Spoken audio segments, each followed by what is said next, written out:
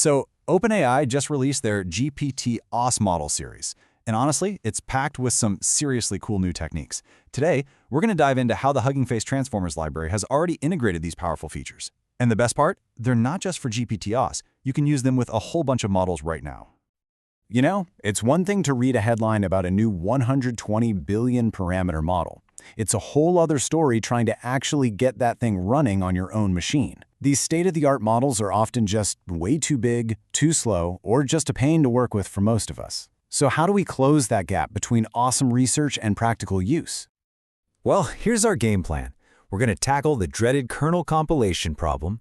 Then we'll see how to shrink these giant models with something called MXFP4, figure out what to do when one GPU just isn't enough, and finally, look at some really smart memory tricks to tie it all together. Let's jump in. Okay, first up, making all this incredible AI power actually practical. Thanks to some key upgrades, the Transformers library is turning these theoretical models into something you can really build with. We're talking efficient loading, running, and even fine-tuning these monsters. Our first big hurdle is speed. To get these models to run fast, you need specialized little programs for your GPU. But that opens up a whole new can of worms when it comes to dependencies.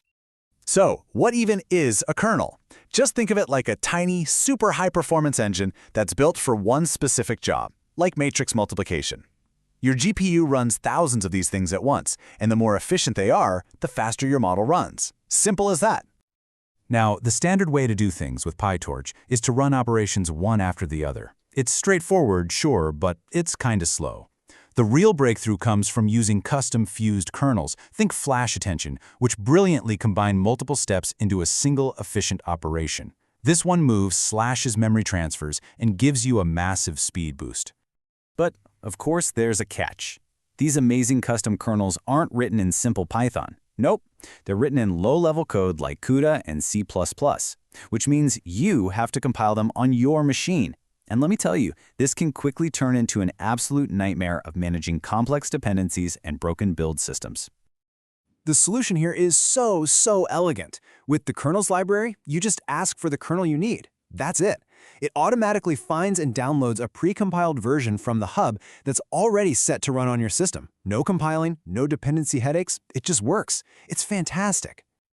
All right, with the speed problem handled, our next big challenge is memory. How on earth do we shrink these giant models down so they can actually fit onto a single GPU? The answer lies in a really clever new quantization technique. It's called MXFP4. Now, this is a 4-bit format, which is incredibly tiny. On its own, you'd lose a ton of precision. But here's the secret sauce: block-wise scaling. The model's weights get grouped into these small blocks, and each block shares a single scaling factor. This lets it keep a huge dynamic range while using very few bits.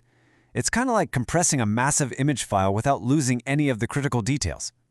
And here's the real-world impact of that. With MXFP4, the enormous 120 billion parameter GPT-OS model can run in just 80 gigabytes of VRAM. That is just incredible.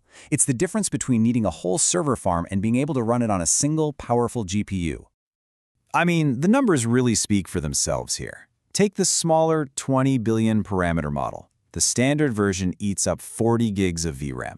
But after you apply MXFP4 quantization, that number plummets to just 16 gigs. We're talking more than double the memory efficiency. Okay, but what if you shrink the model and it's still too big for your GPU? Well, that's when you have to scale out, and Transformers now has some really smart ways to get that done.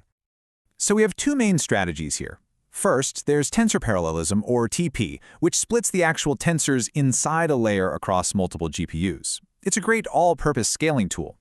But for mixture of experts models like GPT-OS, there's also expert parallelism, or EP. This is way more targeted. It puts different expert modules on different GPUs and just sends the data to the right one when it's needed. And the best part? Transformers can now combine both of these methods. So, we can fit the model, we can run it across GPUs. Now let's talk about squeezing every last drop of performance out of it at runtime. Two things are key here: managing the memory cache and processing batches of requests way more efficiently. First up is the dynamic sliding window cache. A lot of new models use a sliding window for attention, which saves a bunch of computation. But before, the memory cache would just keep growing and growing and growing. Now the cache is smart enough to know about that window, and it just stops growing once it hits that size. It's such a simple change, but it saves a huge amount of memory, especially when you're generating really long sequences of text.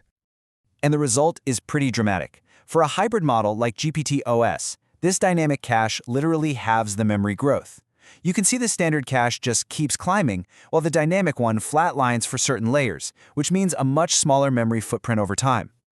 Next, let's talk batching. With static batching, if you send, say, 10 requests to your model, you have to wait for all 10 to finish before you can start the next batch, even if 9 of them finish super early. This leaves your expensive GPU just sitting there doing nothing.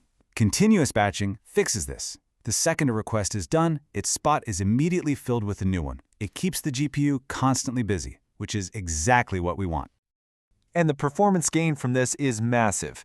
Continuous batching delivers way higher throughput in tokens per second. At the end of the day, you're just getting more work done with the exact same hardware, all because of smarter scheduling. So, what does this all add up to?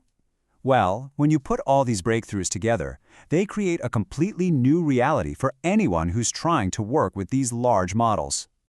Let's just recap real quick. We get easy, no-hassle speed boost with zero-build kernels.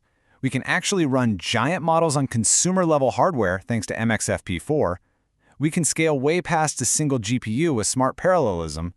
And we can generate longer text more efficiently with dynamic caching and continuous batching.